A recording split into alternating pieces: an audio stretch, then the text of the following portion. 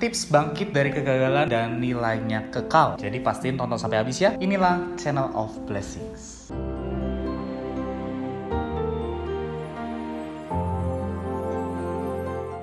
Saudara-saudari, di dalam Kejadian pasal 1 ayat 26 menunjukkan bahwa hasrat hati Allah adalah menjadikan manusia menurut gambaran rupa supaya mereka berkuasa atas ikan-ikan di laut dan burung-burung di udara dan atas ternak dan atas seluruh bumi dan atas segala binatang melata yang merayap di bumi. Saudara-saudari, Allah ingin manusia mempunyai gambarnya untuk mengekspresikan kemuliaannya dan mempunyai otoritasnya untuk menanggulangi musuhnya. Dan saudara-saudari, Allah tidak ingin satu manusia ini adalah satu manusia individu saja, tetapi Allah ingin satu manusia korporat atau sekelompok manusia yang terbangun bersama menjadi satu tubuh atau satu tubuh Kristus yang mempunyai gambarnya dan mempunyai otoritasnya. Saudara-saudari, oleh karena itu ketika Allah menciptakan manusia, Dia menempatkan manusia di depan pohon hayat atau pohon kehidupan. Dalam Kejadian pasal 2 ayat 8-9 dikatakan ditempatkannya manusia yang dibentuknya itu dan pohon kehidupan atau pohon hayat di tengah-tengah taman itu serta pohon pengetahuan tentang yang baik dan yang jahat. Saudara-saudari, hasrat hati Allah itu hanya dapat tercapai apabila manusia ini memiliki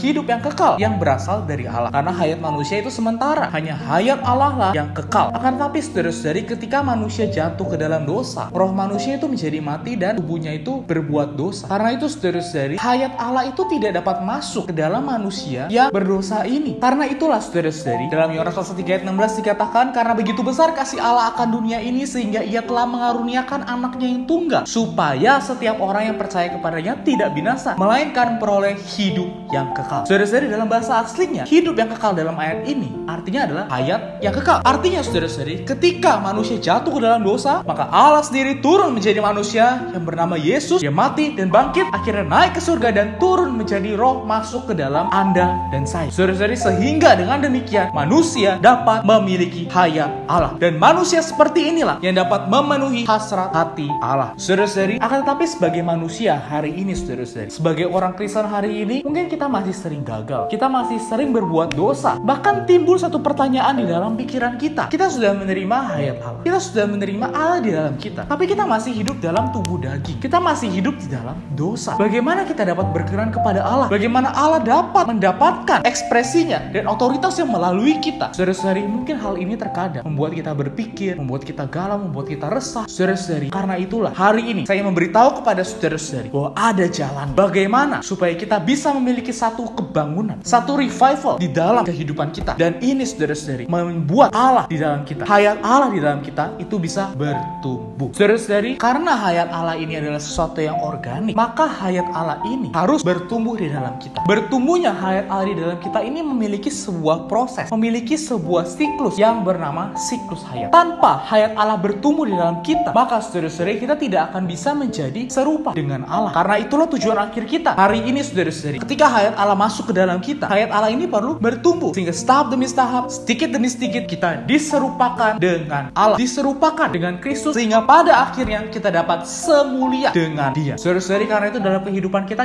perlu melewati siklus-siklus ini tahap demi tahap supaya kita bisa bertumbuh di dalam hayat. Saudara-saudari, dengan adanya siklus ini maka menunjukkan bahwa pertumbuhan hayat itu ilmiah. Pertumbuhan hayat itu dapat kita kerjakan sehari demi sehari, sedikit demi sedikit, hingga kita dapat semakin serupa dengan Allah. Saudara-saudari, siklus ini dimulai dengan hayat Allah di dalam kita. Ketika kita beroleh selamat, dalam Yohanes pasal 3 ayat 16 mengatakan tiap orang yang percaya kepadanya tidak binasa melainkan beroleh hidup atau hayat yang kekal. Dan saudara-saudari, dalam 1 Yohanes pasal 1 ayat 2-3, hidup atau hayat itu telah dinyatakan supaya kamu pun beroleh persekutuan. Saudara-saudari, hayat Allah dalam kita memampukan kita untuk bisa memiliki persekutuan. Persekutuan ini persekutuan apa, saudara-saudari? Ada dua jenis persekutuan, yaitu persekutuan secara vertikal dan persekutuan secara horizontal. Persekutuan secara vertikal adalah persekutuan kita dengan Allah, dan persekutuan secara horizontal adalah persekutuan kita dengan sesama anak-anak Allah. Saudara-saudari, dengan kita menjaga persekutuan ini, dalam 1 Yohanes pasal 1 ayat 3 dikatakan supaya kamu pun beroleh persekutuan dengan kami,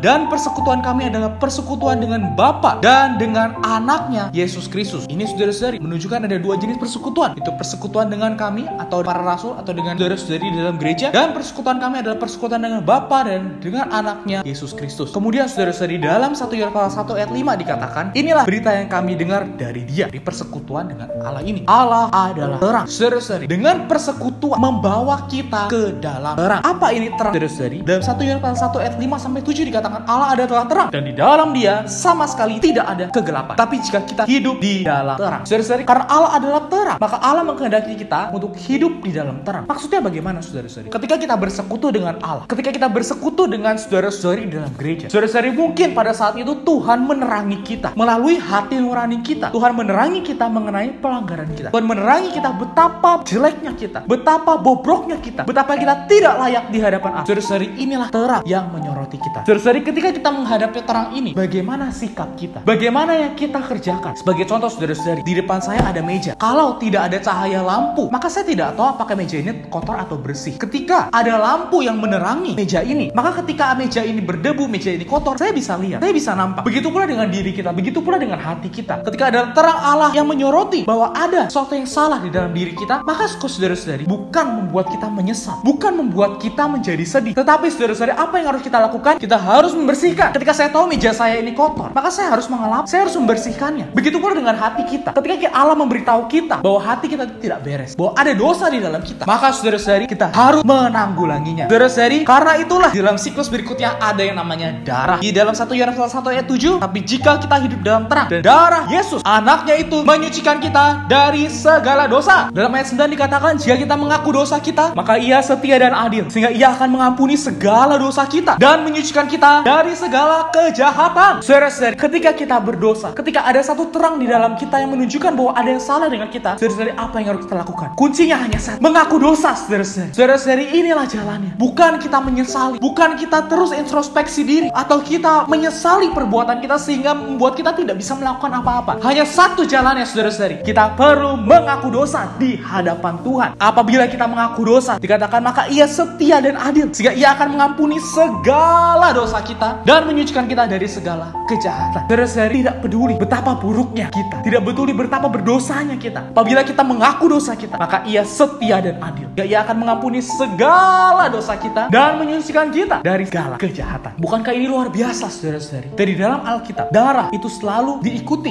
dengan pengurapan. Seperti yang kita lihat dalam Imamat pasal 14 ayat 14 dan 16. Imam itu mengambil sedikit darah tebusan salah itu. Ia harus mencelupkan jari kanan ke dalam minyak yang di telapak tangan kirinya itu. Saudara-saudari, dalam perjanjian lama, minyak itu melambangkan pengurapan. Artinya, saudara-saudari, ketika kita mengambil darah Kristus, ketika darah Kristus membasuh kita terhadap segala pelanggaran kita, maka timbul satu pengurapan. Dari dalam 1 Yohanes 1 ayat 20 dikatakan, tetapi kamu telah beroleh pengurapan dari Yang Kudus, dan dengan demikian kamu semua mengetahuinya. Ayat 27, sebagaimana pengurapannya mengajar kamu tentang segala sesuatu. Dan terakhir dikatakan, hendaklah kamu tetap tinggal di dalam Dia. Saudara-saudari, pengurapan ini membuat kita tetap tinggal di dalam Dia. Dan dengan tinggalnya kita di dalam Dia, maka Dia, Tuhan, juga tinggal di dalam kita. Artinya apa, saudara-saudari? Dengan Tuhan tinggal di dalam kita, artinya kita dapat menerima hayat Allah dan menerima kembali hidup yang kekal yang berasal dari Allah. Sehingga, saudara-saudari, ketika kita melewati satu siklus ini, maka hayat Allah di dalam kita, hayat kekal di dalam kita itu bertumbuh, saudara-saudari. Sehingga, saudara-saudari, puji Tuhan, ketika kita merasa sedih, ketika kita merasa down, ketika ada satu yang salah di dalam diri kita, saudara-saudari, itu adalah satu kesempatan supaya hayat Allah di dalam kita bisa bertumbuh. Saudara-saudari, kalau hidup kita stagnan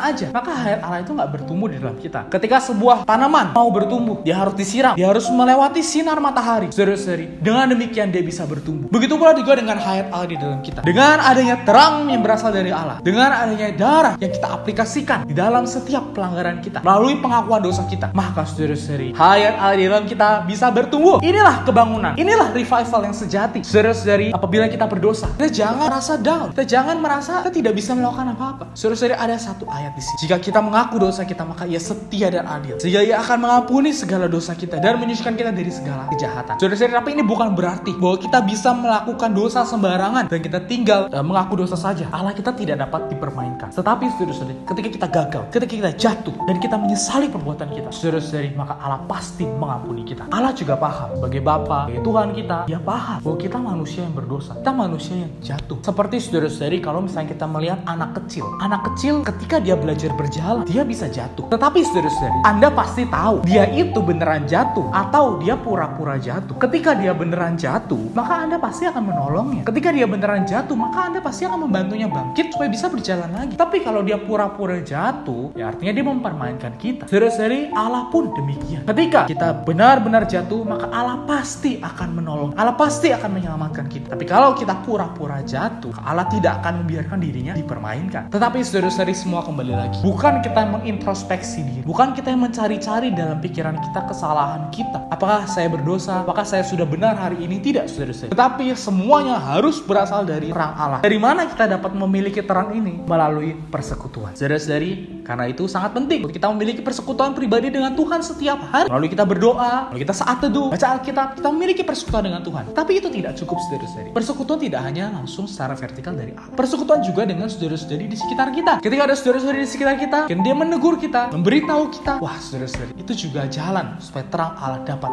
mencapai kita. Karena itu, pertemuan-pertemuan ibadah, persekutuan kita dengan saudara-saudari di dalam gereja juga sangat penting supaya siklus hayat ini di dalam kita bisa terus bertumbuh. Sehingga saudara-saudari, dengan siklus hayat ini terus bertumbuh di dalam kita, hayat Allah terus bertumbuh di dalam kita, maka hayat kita semakin matang. Hayat kita semakin bertumbuh, sehingga kita dapat semakin serupa dengan Dia, serupa dengan Kristus di dalam kemuliaannya. Sehingga saudara-saudari, dengan demikianlah kita dapat memiliki gambarnya, mengekspresikan Dia, memiliki otoritasnya untuk menjadi wakil kekuasaan Allah di bumi hari ini. Sehingga dengan demikian hasrat hati Allah dapat tercapai, dapat mencapai kita, dapat menjangkau kita, dan dengan demikianlah kita dapat memenuhi hasrat hati Allah. Amin. Marilah kita berdoa. Tuhan Yesus, terima kasih Tuhan atas hayat Allah di dalamku. Terima kasih atas siklus hayat yang membawa hayat Allah dapat bertumbuh di dalam aku. Tuhan, dapatkan kehidupanku sehari-hari, bahwa aku bisa mengalami siklus ini. Bagaimana aku bisa memiliki persekutuan, memiliki terang darimu, dan mengaplikasikan darah, sehingga aku beroleh pengurapan yang membuat hayatmu bisa bertambah di dalam aku. Tuhan Yesus, aku persembahkan diriku padamu. Terima kasih Tuhan. Dalam nama Tuhan Yesus aku berdoa dan mengucap syukur. Amin. Saudara-saudari, terima kasih telah nonton video ini sampai habis. Jangan lupa like, comment, dan subscribe ke channel of Blessings. Serta share video ini ke teman-teman, keluarga, dan kerabat Anda semua, sehingga semua orang yang Anda kenal dapat mengetahui rahasia ini, bagaimana memiliki hayat yang bertumbuh di dalam kita. Saudara-saudari, untuk bisa memiliki hayat yang ada di dalam kita ini, maka roh kita itu perlu dilahirkan kembali. Karena roh kita yang tadinya jatuh telah mati, sehingga kita perlu dilahirkan kembali. Dan firman Tuhan mengatakan supaya roh kita bisa dilahirkan kembali adalah kita perlu percaya pada Tuhan. Karena itu saudara-saudari, apabila setelah menonton video ini, saudara-saudari ada satu perasaan untuk bisa percaya pada Tuhan, dan saudara-saudari mungkin perlu bimbingan, saudara-saudari dapat menghubungi saya melalui email di bawah ini. Amin. Tuhan Yesus memberkati.